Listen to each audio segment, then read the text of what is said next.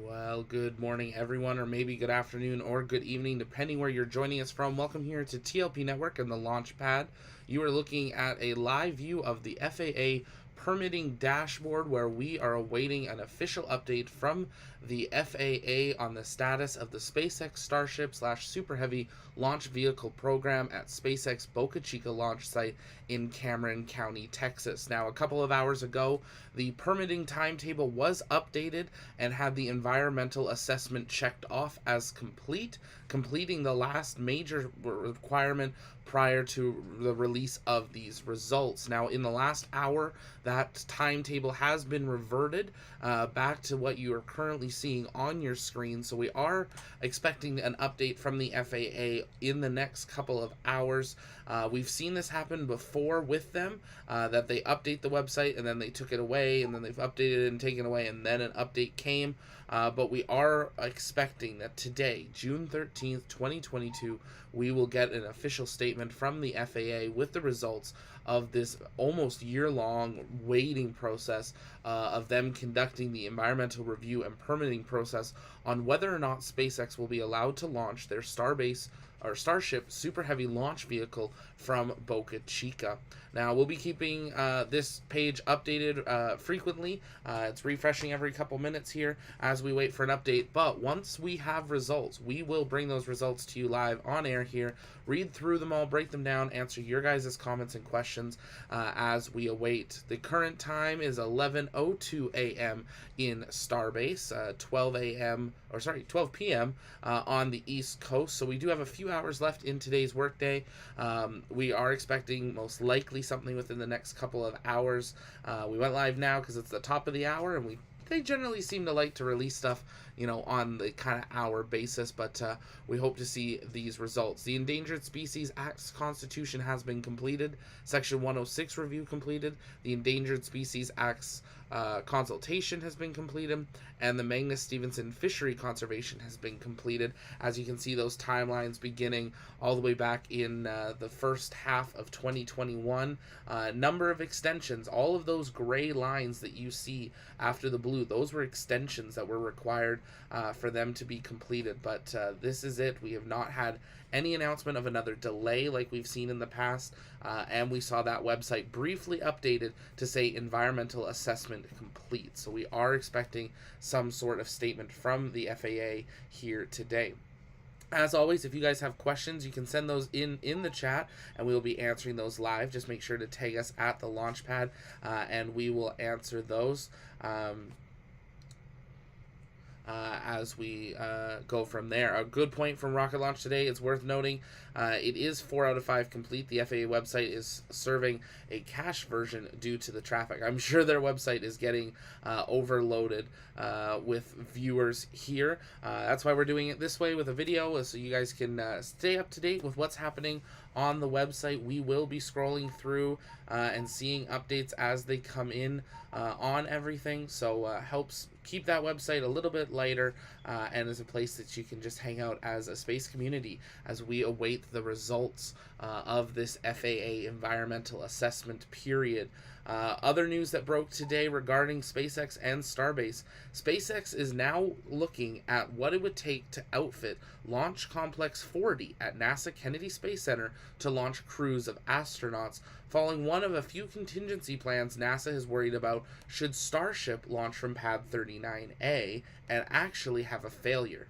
If Starship were to launch from Pad 39A at NASA Kennedy Space Center, NASA is concerned that this could cause damage to the Pad 39A pad for the Falcon 9 vehicle, which would then restrict the United States' ability to launch crews and cargo to the International Space Station. So, for the first time in its history, Launch Complex 40 is now entering a review period to see if it could be updated to be brought online as a crewed launch site, bringing on a 5th or 6th active human boardable site for rockets to orbit. We have Pad 39B for SLS, 39A for Falcon 9 with the Crew Dragon. We have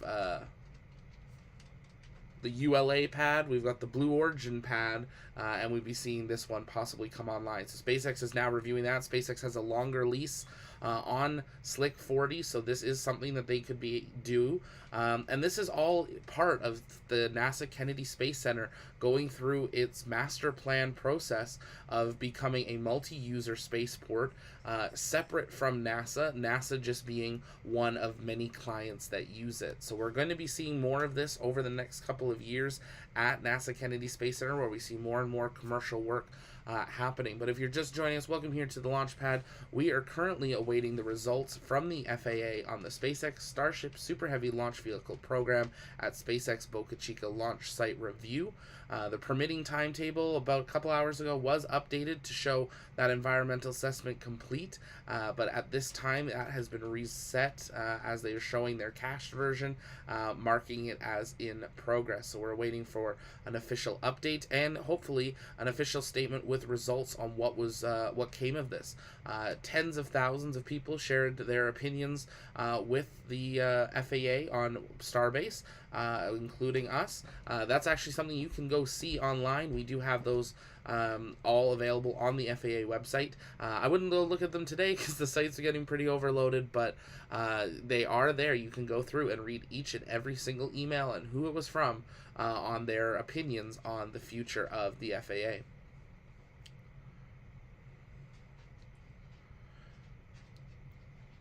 As always, don't forget to take a moment, engage that like button. It really does help us out, and share out the broadcast. We want to get all the space community here together as we count down, awaiting the results of this FAA environmental review.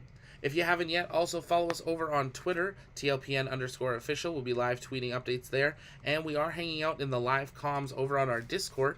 You can join us in there where we'll be talking when we're not doing live commentary on here on how the results do. But as I said, the moment we have results, we will bring them up onto the screen and start breaking them down and reading through, giving you guys an update on how this environmental review process has gone. But the time currently 11:07 a.m. at Starbase. A few more hours left in the workday for the FAA on the East Coast. So sit back, relax, enjoy some tunes as we await an official update from the FAA on the future of Starbase and Boca Chica for the Starship Super Heavy Launch Vehicle. Stay with us right here on the launch pad.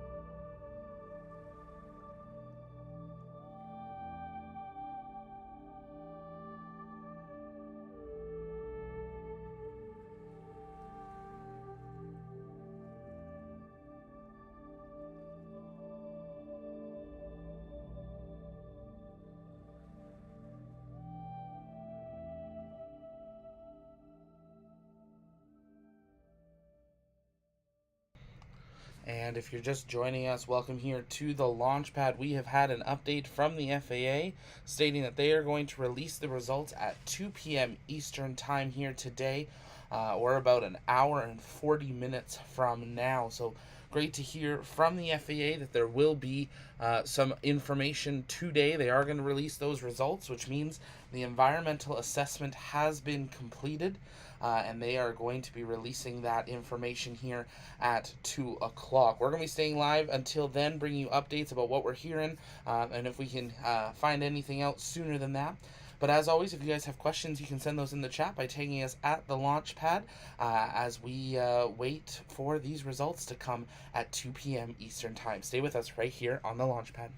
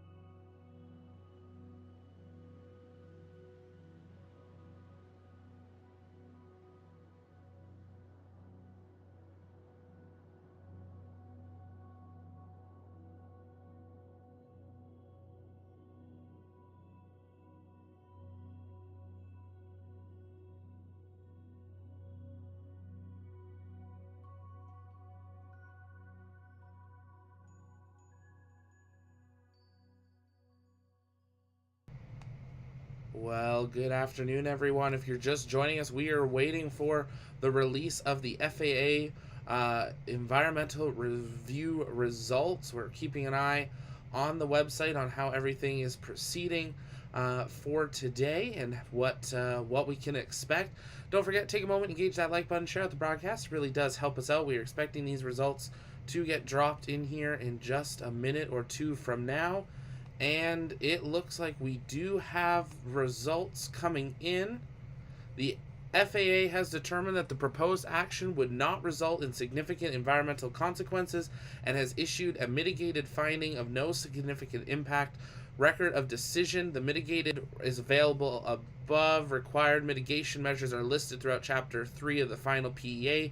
Should any future license or permit be issued at SpaceX to perform any specific proposed action, the FAA will ensure that SpaceX implements these mitigation measures as a condition of their license. But they have issued an approval, and Starbase is approved. We're going to pull this up on your screen here in moments here so we can run through all the details.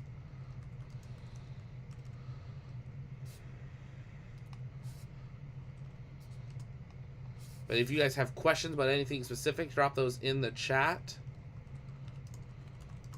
And we will be answering those as we go on here over the next little bit. Just give us a moment for us to pull up that PEA. Obviously, their website's being very populated with people, so we're working on getting a copy of that. And we will publish that on the screen here momentarily.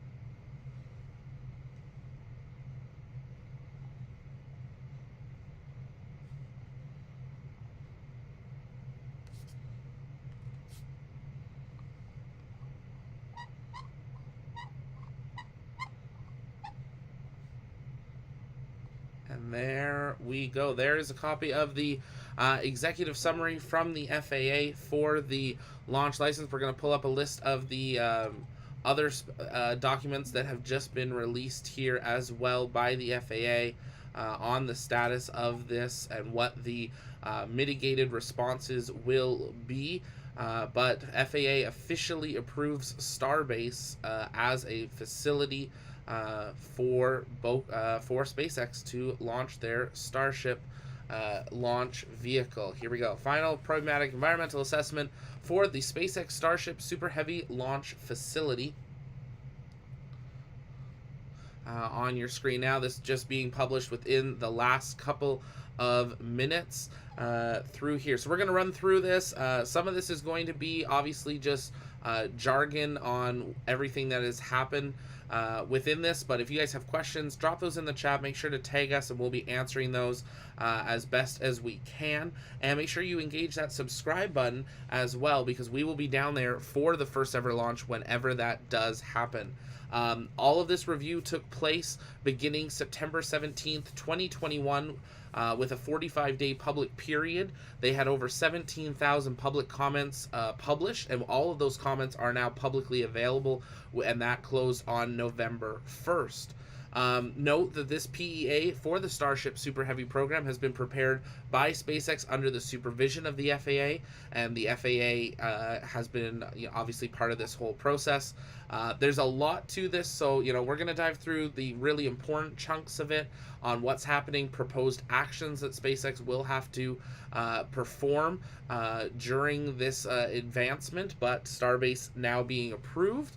A lot more things are going to happen. As you can see, it's quite a detailed list, and we'll work on dropping this link in our Discord for you guys as well, because they go through a lot. One thing that's going to be really interesting to look at is going to be all of these attached tables and photos on what some of the future of Starbase may look like. Obviously, there's a lot of acronyms that they're going to be talking about, so if you want to know some of the acronyms, pause the video, take a screenshot, and we're going to quickly move through here and skim through it. Obviously, a lot included. But here, the FAA is evaluating Space Exploration Technologies Corporation, SpaceX's proposal to operate its Starship Super Heavy launch vehicle at its existing Boca Chica launch site in Cameron County, Texas. SpaceX proposed operations include launches originating from the site, as well as landing at this site in the Gulf of Mexico or in the Pacific Ocean off the coast of Kauai, Hawaii. And they reference themselves. SpaceX must obtain experimental permits and or a vehicle operator license from the FAA for the Starship Super Heavy launch operations. Issuing an experimental permit or a vehicle operator's license is considered a major federal action under the National Environmental Policy Act of 1969, and that is why we have led to this environmental review. SpaceX has applied for an FAA for the license for its launch vehicle. SpaceX may require a number of new or modified experimental permits or vehicle operation licenses from the FAA in order to execute its program over time.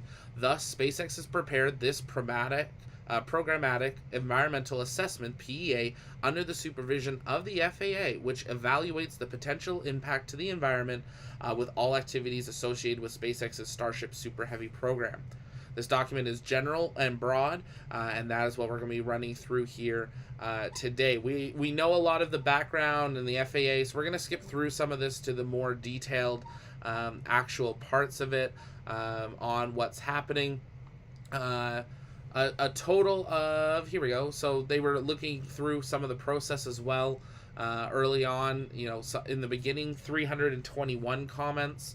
Then there was a public review of the draft PEA, and that's where they had 17,000 comments. So a lot of eyes now looking at Starbase and how everything is being continued along here. To proceed with all of the proposed operations, Starship Super Heavy operations and associated construction, SpaceX would require several environmental and regulatory permits with the approval in addition to the FAA's license or permit. The FAA has identified the following additional environmental permits and approvals that SpaceX's proposals will require. So these are things that that they have to do to be able to continue forward and get their launch licenses and all that kind of stuff.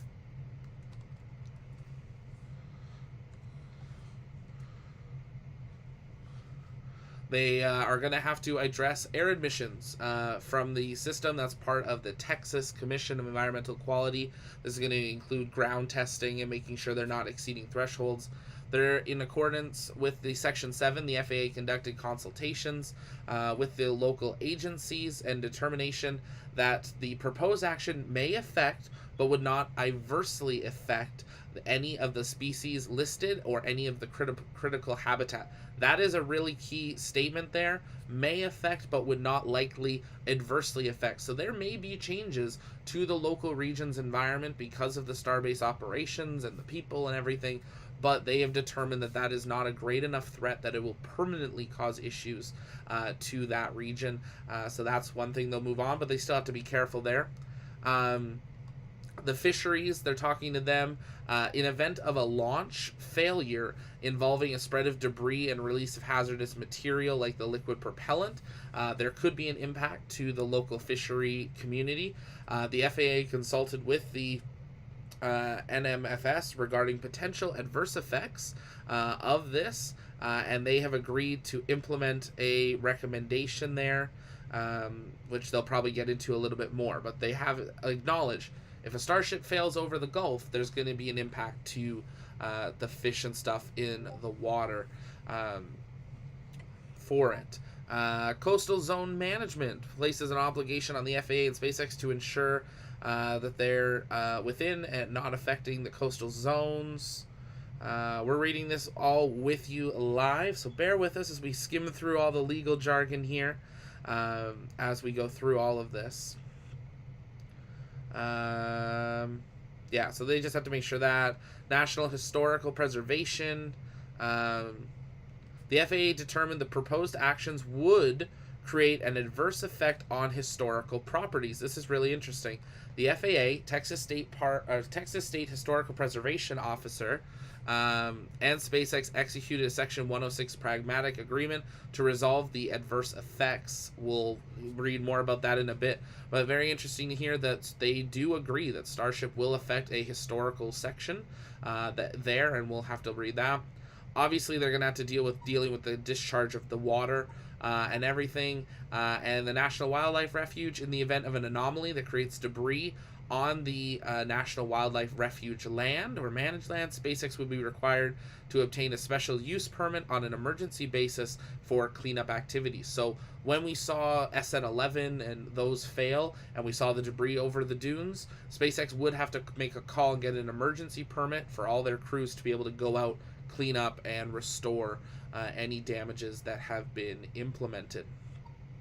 So we'll scroll through here the proposed actions, but if you're just joining us, FAA has approved Starbase down at Boca Chica, Texas. We're scrolling through the 183-page final PEA document that has just been released on some of the actions that they are going to have to perform and going from there. If you guys want to read through this, head on over to the FAA website. We've linked the FAA website in the description. You're going to go in there, click on the project page, and then you'll see a copy of all of these documents, as there are quite a few that they are going to have to go through here over the next little bit to make sure that everything is all in the final place that it needs to be and ready to go. But we're going to continue through looking at these options and what all is being kind of broken down.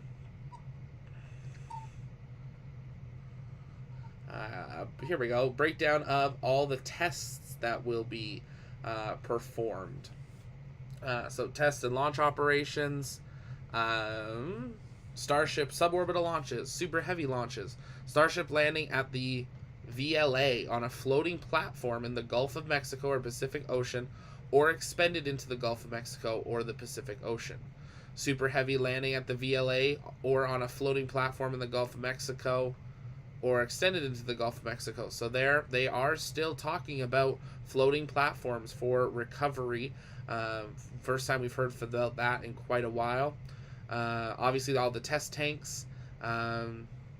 Nominal operational access restrictions. SpaceX anticipates the proposed operations would require 500 hours of annual access restrictions. So this is likely talking about how many hours of road closure that they are going to be requiring for the work that they are doing, and how everything goes from there. So we'll hear more about that.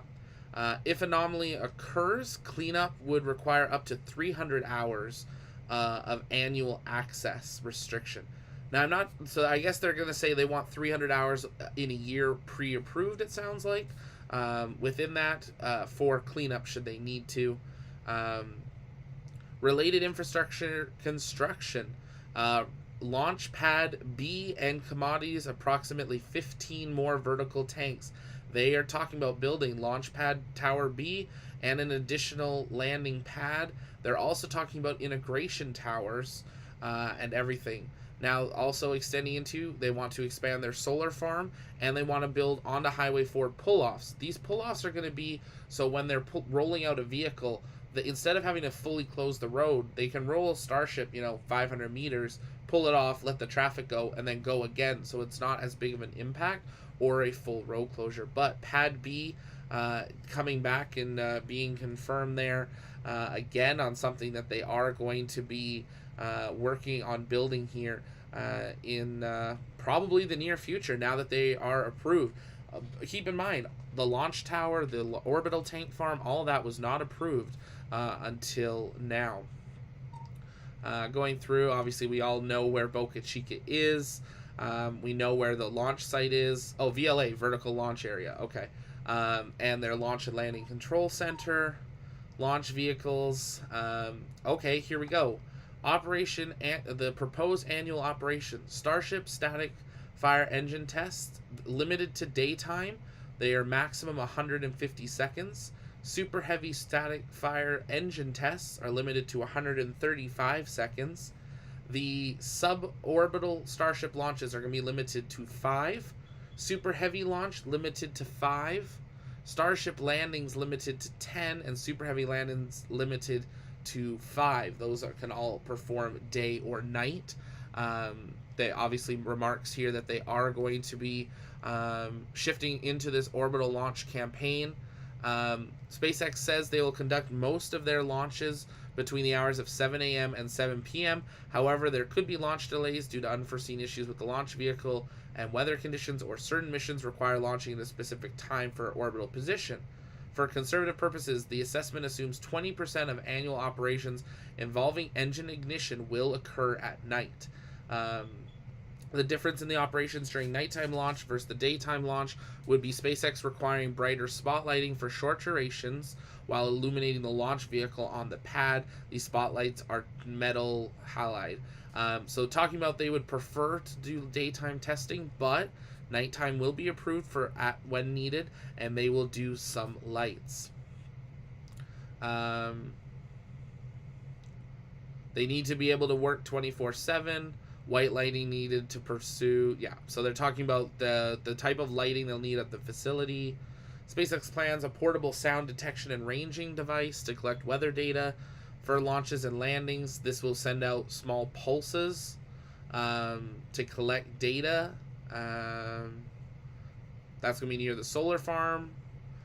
They'll also deploy weather balloons from there, so that'll be really interesting to start seeing the weather balloons being deployed when they start going orbital. So nothing too surprising on what we're expecting to kind of see within the lead up to these orbital flights.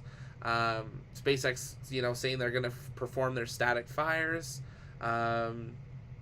limiting them to 135 seconds per year of static fire operations and 150 seconds per year from the Starship. It is possible, but not expected, that static fire engine test is attempted and is unsuccessful. The test results is an anomaly. If an engine test is unsuccessful, SpaceX will conduct then a secondary or another test. So very much what we've seen before, that they're having to lay out for it. But here we go, orbital launches.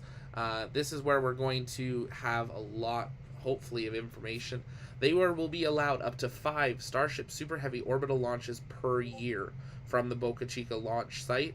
Future launches from this, let's see here. Orbital launches would primarily be in low inclinations with trajectories north or south of Cuba that minimize flight over land. Future launches from the site may be to higher 70-degree inclinations with limited overflight of remotely populated portions of Mexico. SpaceX's launch manifest scheduled launches will be developed at the time and would evolve with the vehicle's program. They're not expected to exceed 5 launches a year. They estimate approximately 7 metric tons of liquid, I believe that's liquid hydrogen, would be released into the atmosphere during the fuel loading for the operational launch there. So limited 5 again. Really interesting here. One of the first times that they are going to consider launching over Mexico. None of us had really considered that as an angle of launch that they would perform. They would launch from the orbital launch pad that we have there, Launch Pad 1. During ignition, Starship and Super Heavy ignition during static fire tests and launches, including landings, would generate a heat plume. The heat plume would appear clear and consist of water vapor, carbon dioxide, carbon monoxide, hydrogen, nitrogen oxides, and oxygen. While operations involving engine ignition would cause a heat plume, orbital launches would create the largest and hottest plume from the ignition of all the Raptor engines. Static fires and blah blah blah, they go through it more. The heat plume generated from a launch would travel away from the launch pad with temperatures of 300 degrees Fahrenheit, reaching the edge of the vehicle launch facility. 212 degrees Fahrenheit, 0.3 miles away from the pad, and temperatures reaching an ambient 90 degrees Fahrenheit, approximately 0.6 miles from the launch pad. Those are some very interesting numbers to hear from SpaceX on how these heat plumes are going to dissipate for it. The heat plumes and increased temperatures would be temporary, and that's why they said earlier they know there's going to be an impact to the environment, but it's not going to be permanent, because keep in mind, this is only 5 times a year. But the maximum heat plume would be 5 times a year and would dissipate within a few minutes. So very interesting to hear there. Again, if you guys are just joining us, welcome. We're running through the PEA, the FAA approval for Starship Starbase. And kind of some of the new things we're learning. We're also going to be live tweeting out a bunch of stuff following this as well. Make sure you're following us over on Twitter. And join us on our Discord. I'll be answering questions on there probably for weeks to come on this. There's a lot of information. So we're trying to just run through this really quick, give you guys an overview, and we'll go from there. Talking about ponds. Okay, here's the boost backs. Each Starship orbital launch would include an immediate boost back and landing of a Super Heavy. Landing will occur at the VLA or downrange in the Gulf of Mexico, either on a floating platform or extended into the Gulf of Mexico, no closer than 19 miles off the coast. During flight, the Super Heavy engines would cut off at an altitude of approximately 40 miles, and the booster would separate from Starship. Shortly thereafter, Starship's engine would start and the burn to a desired orbit. Super Heavy would rotate and ignite, conducting a retrograde burn, just like we see with Falcon 9. Once Heavy's in the right position, the engine would cut off. Super Heavy would then perform a controlled descent using atmospheric resistance to slow it down and guide it to the landing location, like current Falcon 9 boosters land at Cape Canaveral. So identical there. They would do a small controlled landing burn, and then putting the vehicle in a safe mode. The floating vessels would not be attached to the sea floor, and we'll see there.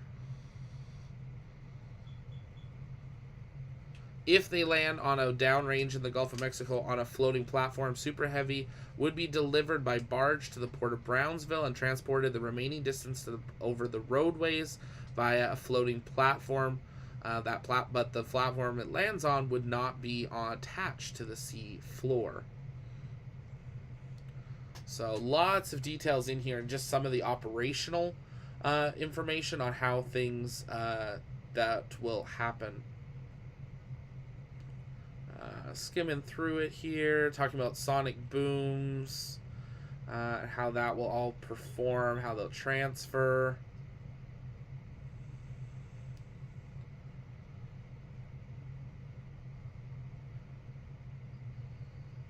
During early unmanned orbital launches, SpaceX may require expending Super Heavy or Starship downrange in the Pacific or Gulf of Mexico, or for Starship only in the Pacific Ocean, no closer than 19 miles offshore. This occurs, SpaceX would not recover. There's a big statement. SpaceX would not recover Super Heavy or Starship. SpaceX experts expect stage would break up upon impact with the water's surface. SpaceX experts, most of the launch vehicle would sink because it's made of steel. Lighter items, i.e. not made of steel, such as composite overwrap vessels, COPVs, may float but are expected to eventually become waterlogged and sink. If there is a report of large debris, SpaceX will coordinate a cleanup, basically. That's really interesting to hear, that if they scrap a vehicle, they are not going to attempt a recovery or clean it up, but we'll see how that occurs. As part of the first orbital launch, SpaceX intends to not recover Starship off the coast of Hawaii. The PEA evaluates this activity. The location of the expendable landing is 62 nautical miles north of Kailua in the Hawaiian Islands, near the Pacific Missile Range Facility.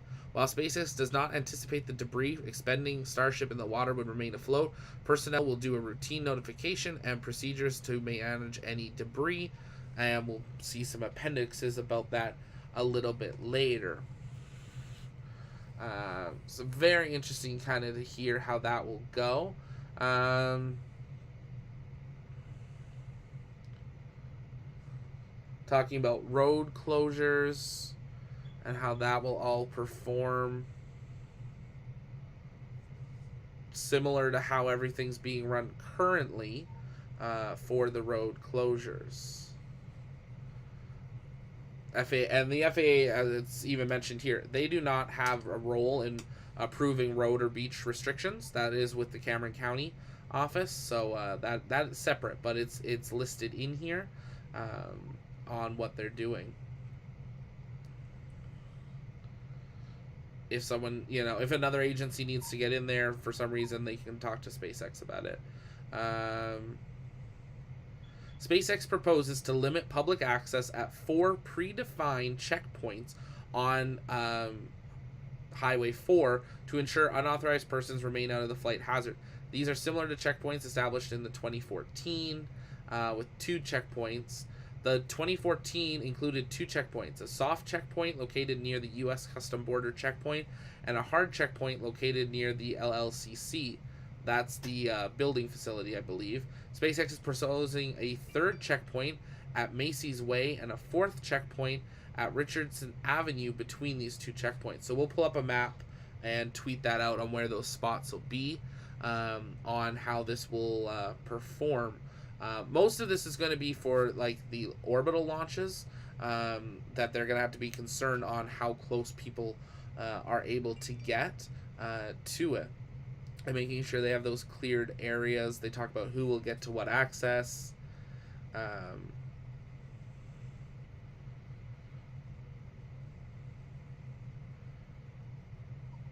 No more than 500 hours a year of restrictions.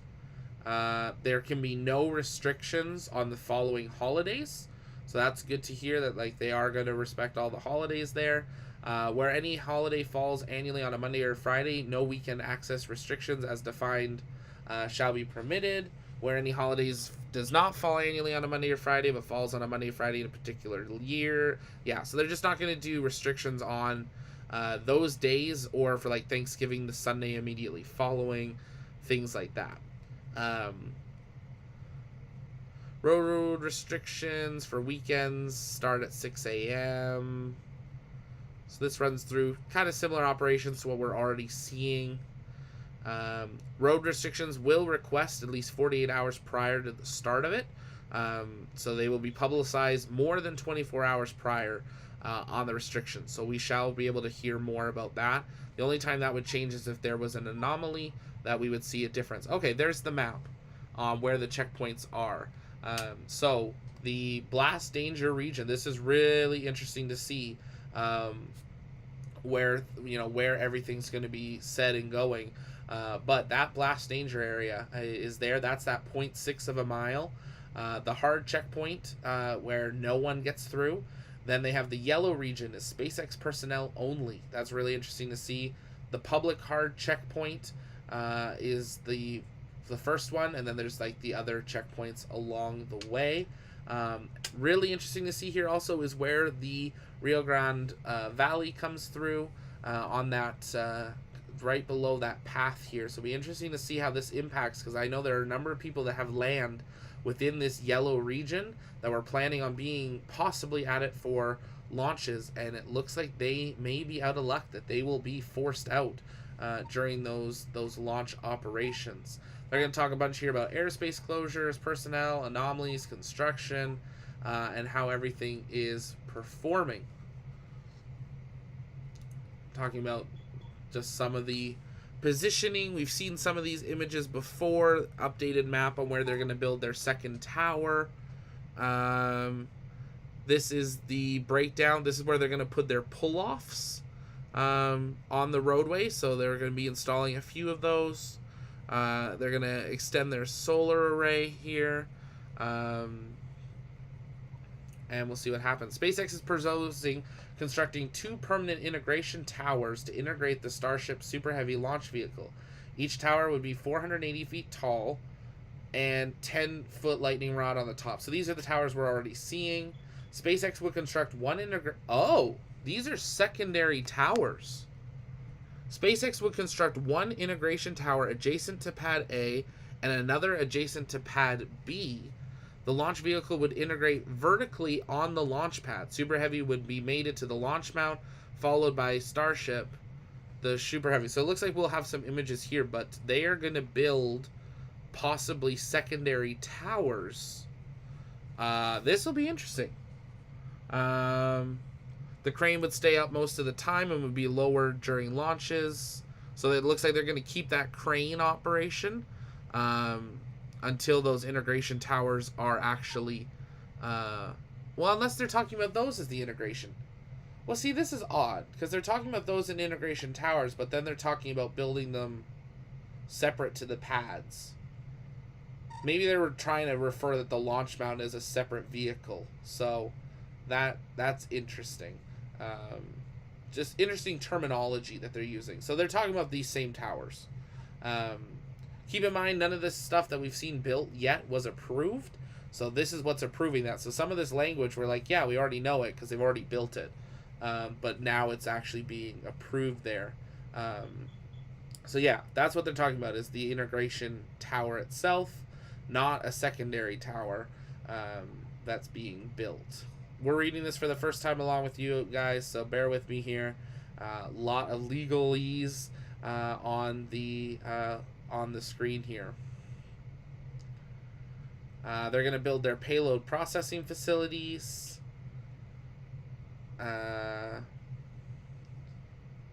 SpaceX is now proposing to construct one payload processing facility up to 240 feet tall. SpaceX has not determined the exact location of the facility. So that's interesting. They want to build a larger payload facility there. One being the smaller, which I believe they are already working on, and now they want to do another. Yeah, so in some of this, the land areas that they're looking at, the pull-offs, talking about schedules, privately owned land.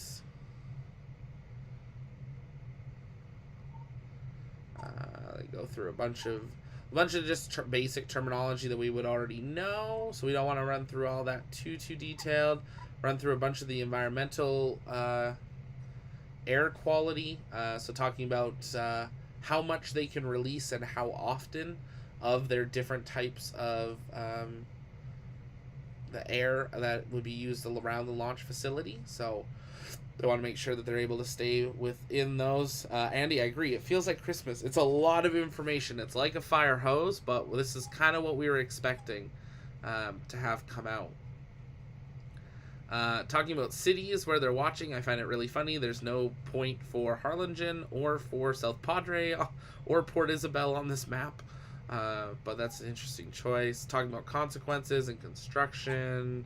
Let's run through here. What's that? Annual operation emissions. Okay, so a little bit of breakdown of how much emissions come from each type of procedure. Talking a lot about the environment, noise. We want to run through this, get the big details for you guys. Safety sound levels, so talking about how loud, how many decibels things have to be under, what's considered, what levels that they want to, while they're working and needing to work, but aren't, causing noise that can be heard miles away. Takeoff noise. When all interesting here, when all 37 engines firing, so they might not have updated this to 33, but to all 37 engines firing, the maximum decibels will be between 90 and 140 decibels. So if you've ever been to a concert, kind of like a really loud bass at a concert, at the initial moment, a small portion of South Padre Island and Port Isabel is expected to experience up to 100 decibels. Laguna Vista and eastern parts of Brownsville up to 90. If the Starship launches during a day when background levels are at 50 to 60 decibel, residents in Brownsville and Harlingen may notice a noise level above 70 and up to 90. If the launch occurs at night when the background levels are lower, below 40 decibels, the residents may notice launch noise levels that exceed 60.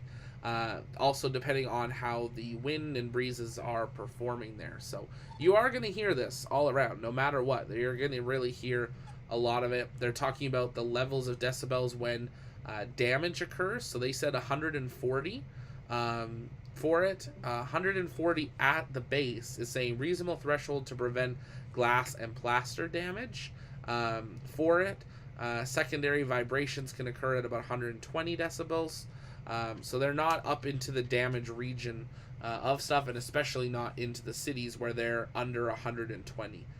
You're going to hear it, but it's not going to cause actual damage for it. Here we go. Here's the circles for the static fire tests on how loud it will be for the regions. That biggest circle is 65 decibels, which is pretty much just a basic everyday stand outside by a road for it. So this is going to be for sonic booms that will occur.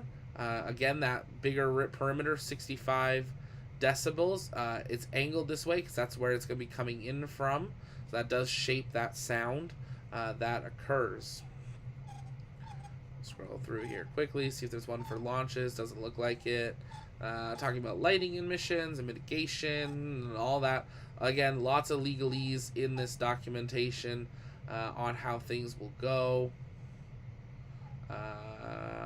This is talking about... Okay, this is talking about the impact on historical locations. This is talking a Civil War battlefield will have adverse effects visually, visitation, and permanent industrial infrastructure. So really interesting that most of these are just getting vibrations or some visual changes because Starbase is quite large, you can't hide it. But there is the battlefield, obviously, that will be affected directly by Starbase building there. So interesting to hear that. We'll dive into that more in the future. We want to just give you guys a really quick rundown on everything that we can do so here. Here we go. Here's some of the things that SpaceX will have to do to mitigate and monitor. They need to install utility lines between the launch facility and the building facility, so between the bays and the launch pad, underground, so they do not damage more of the visual look of the battlefield region. They need to prepare a historical context report for activities about the Mexican War of 1846 to 48 and the Civil War from 1861 to 65 that took place in the region. Funding and development and production of 5 interpretive signs in English and Spanish that describe the history and significance. They need to fund educational outreach, a web page content for agency websites, informative videos about the region. Document the land to level 1 standards of the Historic American Landscape Survey. Implement measures to reduce noise by construction. Implement more noise. Conduct vibration monitoring at a number of locations that will be affected by it, including the Port Isabel Lighthouse, the Palmetto, sorry, I'm saying that wrong, I know I am, and 8 miles away. So they're going to have points where they monitor all the vibrations for the future. Replicating and installing the missing stars and wreaths at one of the historical markers. Maintaining access to the border checkpoints. Placing temporary construction barriers. If an anomaly occurs in historic property, they'll hire qualified professionals to make recommendations for restoration. So all this stuff really does make sense on what we are expecting to have occur and what they would have to do, but it's all in writing that it actually is going to happen. So some updated maps here just on kind of that region of where even some of the land and what lands which, and what will be kind of directly affected in that zone and how close people will actually be able to go. All those yellow dots that you see are historical land sites, so there's only the one right there, but it is literally right across the street from the launch site, and it is in the debris zone should there be a failure at the pad or during the first bit of liftoff. Scroll through more mitigation. They go really deep into the details on how they'll do the mitigation for it. Talking about water resources. Almost at the bottom here. Looking at some of the wetland impacts. Wow, there's a lot in here. Talking about fish. The things that you wouldn't think of rocket impacts, but it really does impact that whole region on how things are being performed in and around that local region. It is quite tight of a region. Lots to talk about here about fish and different environments within it. Just try to get to the bottom here, seeing if we see anything super critical. Doesn't seem to be. Now, they do have this broken down in all of it, so there is a breakdown of each of the steps and each of the mitigations and each section that they have to do for it. But that is the 174 page document, even though it's 183 because of the table of contents. But that is that document from the FAA.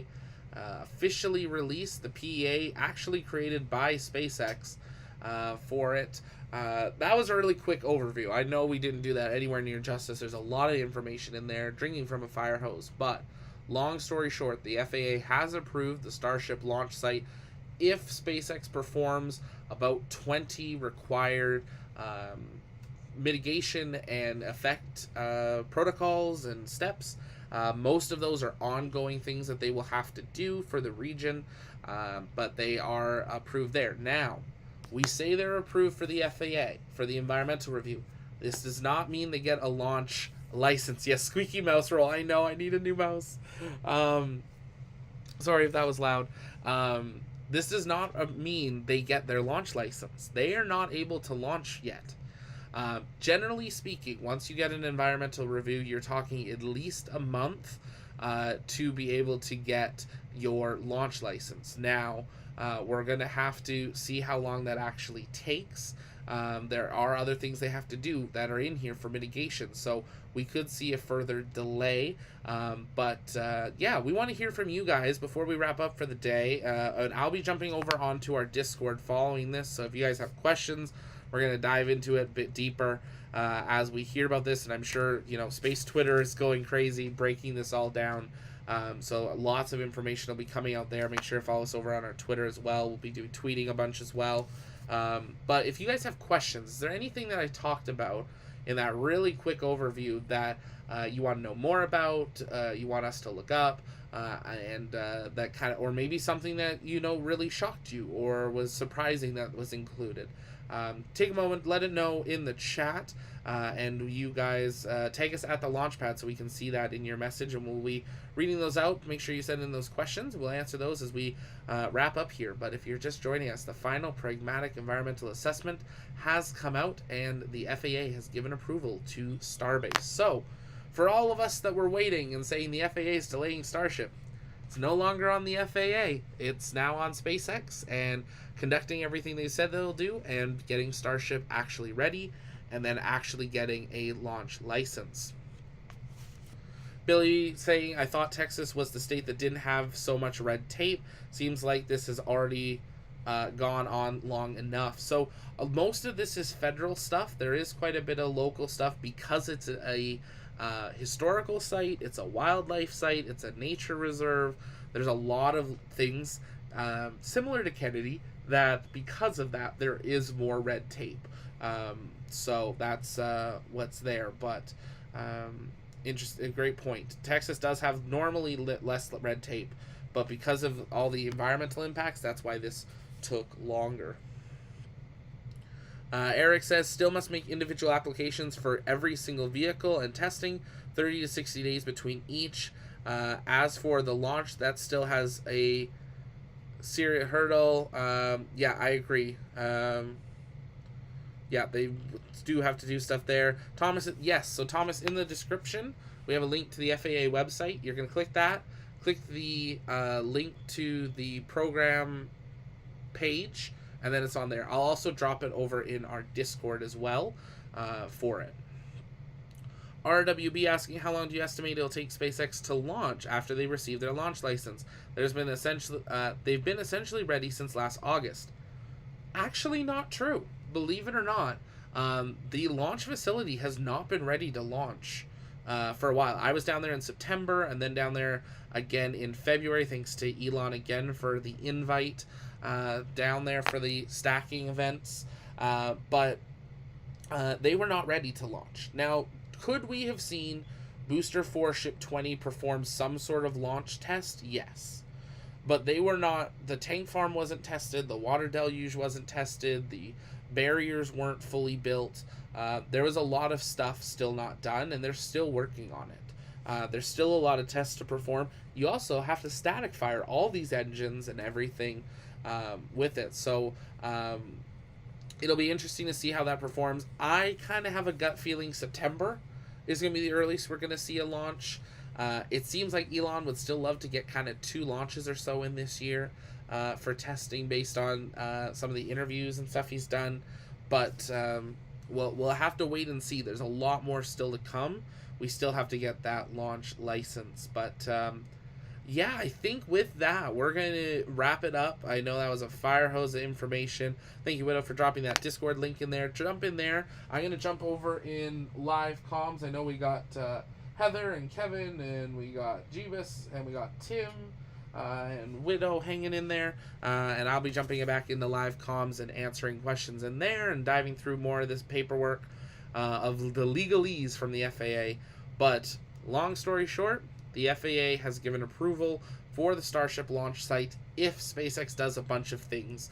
And that is a really great sign. Stratoblaster, yep. They have not officially delayed anything. They've put hurdles in. There are things SpaceX has to do to be able to launch and be fully approved. But the actual general feeling of today should be positive. This is a huge step forward for a facility like this. You're talking about a creation of an entirely new launch complex. This shouldn't be easy. Look how much Kennedy has changed in the 65 years it's been in development. It's had a lot of changes. It's gone through a lot of stuff. We're talking about building an entirely new launch complex, and not for a small launch vehicle. We're talking for the most powerful launch vehicle ever built. That's going to launch and take us to the moon, Mars, and then beyond with people and with cargo and with science research. So it's a good thing this is taking time, because if it didn't take time now, it's going to take time later. So I think, that's something to keep in mind. But that's going to, I think, wrap it up for us. If you're new here, though, welcome. My name's Zach. It's been great having you here at the Launchpad. We cover everything space because it's our mission to inform and inspire the explorers of tomorrow, because we believe that space is better together. And we bring you full live coverage of launches, dockings, undockings, splashdowns, testing. We do space news updates are coming back, exclusive one-on-one interviews. We got a bunch of those coming out about SLS from the Artemis rollout. So stay tuned for those later. Hopefully this week we'll get those out. And we've got a bunch of big stuff coming out soon as well. If you like what we do and want to help support us, head on over to our Patreon. We'll drop the link for that in the chat for you there. We've got a bunch of membership tiers that you guys can pick from. We try to keep them as low as possible, but they let you go behind the scenes, get early video access, script access, member-exclusive merch and meetups. And there's even a tier where you get a chance to come join us for a launch. So definitely check that out. Support us in the way that you can, but by watching, by liking, by sharing, that is more support than we ever would expect, and we greatly appreciate your guys' support in that way. But for now, with that said, Starbase is approved. We're going to go dive into this legalese more on the Discord. But this is Zach from TLP Network Studios signing off. We will see you next week, later this week, for launches. We got 10 launches coming up between now and the end of the month, so it's just getting started. But for now, I'll see you next time. Have a good night.